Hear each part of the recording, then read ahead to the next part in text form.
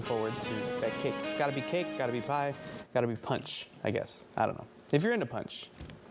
I didn't follow you there. Anyway, I'm hungry, okay? Lots of cake and candy out there at the wharf. Maybe you know, balance it out with some protein or something. Yeah.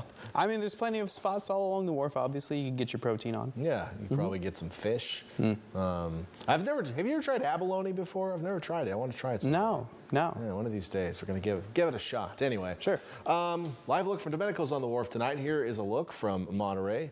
Show it for me. Beautiful out there across the harbor. It's mild. It's humid out there tonight. Expect tomorrow to be somewhat of a humid day too here on the Central Coast as we basically get the warm front and then the cold front washes out behind it. So while we're not expecting like a big warm up tomorrow afternoon, I think temperatures actually will be the same or close to today. But out there tonight, it's significantly warmer than this time last night. So the overall air mass has added a lot of moisture, and that is holding on to the heat of the day anyway. So a damp evening out there. This weather system really associated with this weak shortwave trough, which is kind of cutting off into a low across the Great Basin, really just kind of fell apart. So I mean, we did get some weather changes out of it, I suppose. So technically, it was a weather system, but we're not going to get any rain out of it.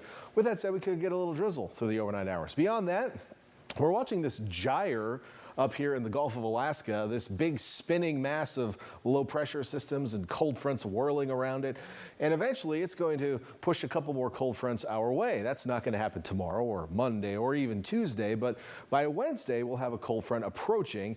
But the overall position of this gyre, if you will, this overall large-scale low-pressure center, isn't changing all that much. It gets a little bit closer to the coast. Now, if it started to make a big move into the Pacific Northwest, sure, it would drive one of these cold fronts all the way down the coast. But since it's not and staying to the north, these cold fronts kind of come out and they lose a lot of steam as they approach. So we have one coming by on Wednesday, and while initially it looked like we might see some rain out of it, and I've been watching this for days, it's trending drier now. So yeah, maybe not too much excitement midweek, but we'll keep an eye on it either way for you as we head through the next several days. Another one behind it into Thursday kind of falls apart as well as the trough stays way to the north. So we're watching, we're trying to get us some rain. Obviously, we like to have a rain during our rainy season, and October is our transition month into the rainy season.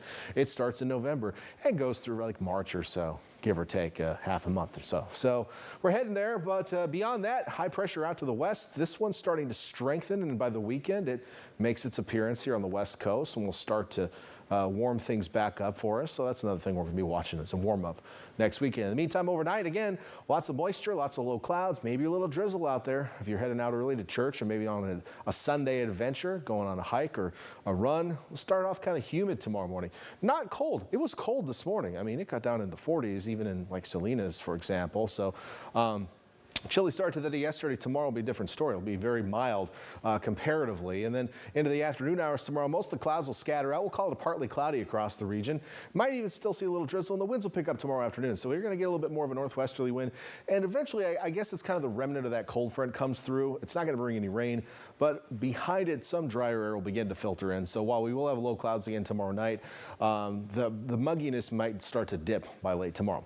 Temperatures, here's what I'm expecting tomorrow. 70s in Santa Cruz, Capitola, Scotts Valley, right around 80 in Boulder Creek, about as warm as it's going to get up there in the Santa Cruz Mountains tomorrow.